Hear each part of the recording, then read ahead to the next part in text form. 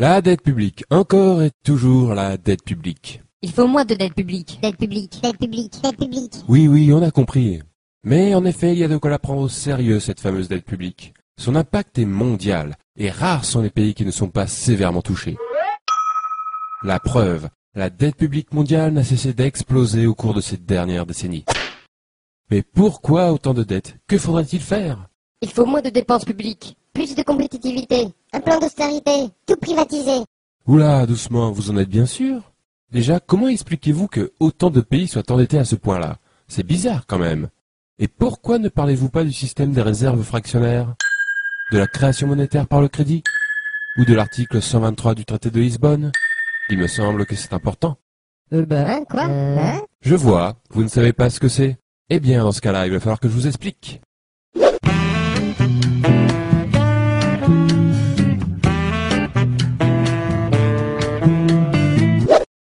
L'économie, c'est comme une baignoire. La monnaie est son eau. La règle est de la remplir avec la bonne quantité. Ni trop,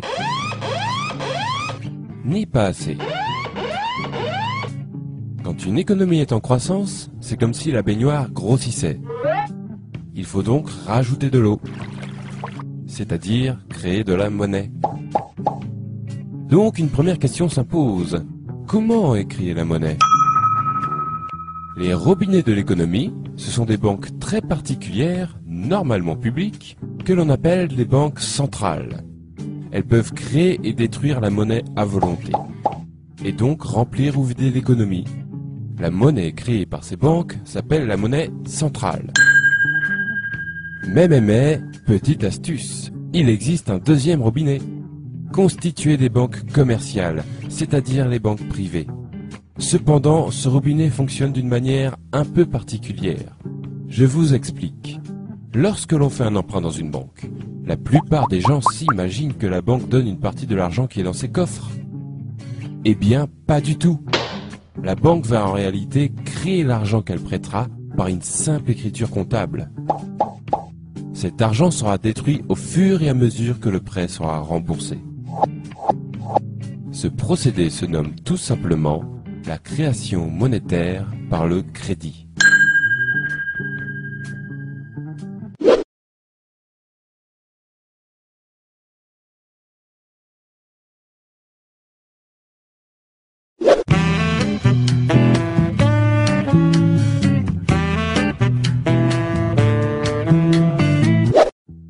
Pour savoir lequel de ces deux robinets coule le plus fort, il faut connaître les règles qui permettent de les tourner. Première règle, l'article 123 du traité de Lisbonne. Il fut un temps où les États se finançaient auprès de leur banque centrale et faisaient donc couler le premier robinet. Autrement dit, les banques centrales créaient l'argent dont les États avaient besoin pour combler leur déficit. Ce que l'on appelle aussi faire tourner la planche à billets.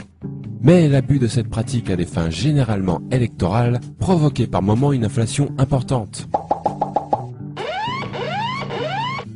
C'est pourquoi, depuis les années 70, influencés par le monde financier, les États s'interdirent le recours aux banques centrales.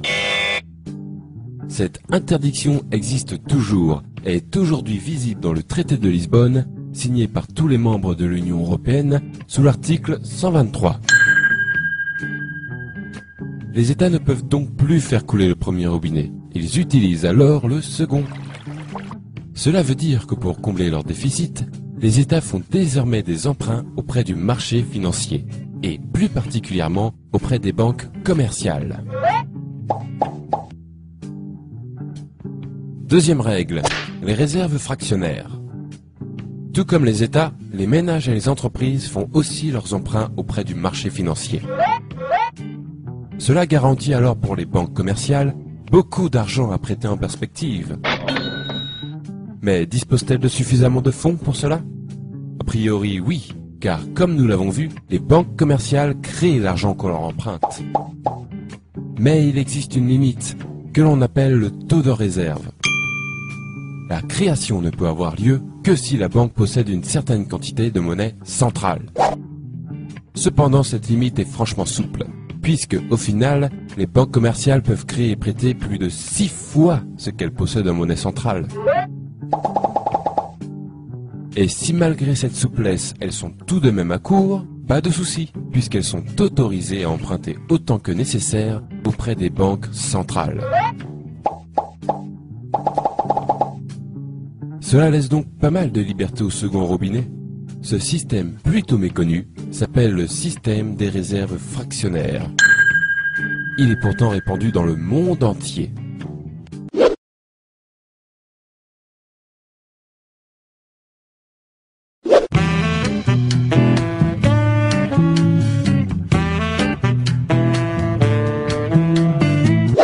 Trêve de robinetterie, revenons à la baignoire. Nous venons de voir que le premier robinet ne sert plus aujourd'hui qu'à alimenter le second. En d'autres termes, la monnaie centrale ne sert plus aujourd'hui qu'un rôle de régulation pour les banques. On peut donc comprendre que la baignoire est alors totalement remplie de la seconde eau.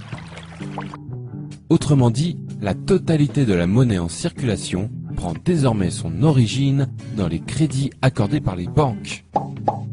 En effet, l'essentiel de la monnaie est de la monnaie dite scripturale, c'est-à-dire de la monnaie issue du crédit. Or, il y a un problème avec cette eau. Elle s'évapore. Et oui, puisque la monnaie provient du crédit, elle disparaît quand ces mêmes crédits sont remboursés.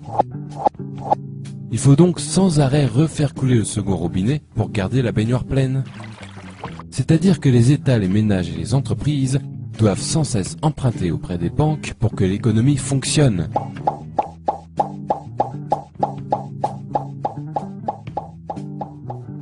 Deuxième problème, cette eau coûte très cher. En effet, les crédits accordés par les banques s'accompagnent d'un taux d'intérêt servant à rémunérer la banque. Il faut par conséquent payer perpétuellement des intérêts sur cette monnaie scripturale qui remplit l'économie. Et je peux vous le dire, cela représente un sacré pactole pour les banques et leurs créanciers. Et un sacré manque à gagner pour tous les autres. On va voir combien ces fameux intérêts peuvent coûter avec un exemple concret. L'énorme dette publique française. Respectant les règles qui ont été décrites, l'État français ne fait plus appel à sa banque centrale et paye donc des intérêts depuis 1973. Lorsque l'on somme ce qui a été payé en intérêts seul depuis cette date, on obtient le nombre remarquable de 1400 milliards d'euros. Pourquoi remarquable? Parce qu'il est très proche d'une autre somme, la dette publique française actuelle, qui a augmenté sur cette même période de 1350 milliards d'euros. En clair, ce qui fait grossir la dette, ce sont tout simplement les intérêts de cette même dette. Et n'oublions pas qu'il ne s'agit ici que de la dette publique. La dette des entreprises commerciales françaises, par exemple, elle, est aujourd'hui de 7000 milliards d'euros. Les raisons d'un tel florilège de dettes publiques et privées partout dans le monde sont maintenant plus claires. En effet, une grande partie des pays de la planète baignent dans le même bain, à devoir faire des emprunts et payer des intérêts pour faire fonctionner leur économie. Pour rembourser ces emprunts et ces intérêts, il faut faire d'autres emprunts plus importants, qui amèneront d'autres intérêts plus importants aussi. On aboutit donc de cette manière à une dette qui se nourrit d'elle-même, et grossit, grossit, grossit, inévitablement.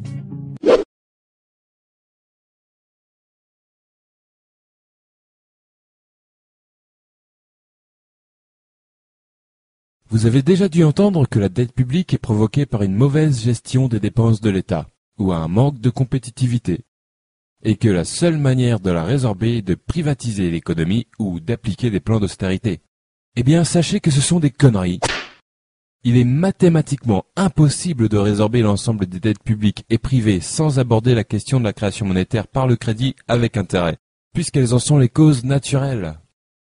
Si vous voulez résorber la dette, le premier prérequis indispensable est d'arrêter de faire couler le second robinet pour remplir la baignoire et d'utiliser plutôt le premier à bon escient. C'est-à-dire limiter le pouvoir de création monétaire aux seules banques centrales. C'est le seul moyen d'obtenir un système monétaire qui n'auto-alimente pas sa propre dette.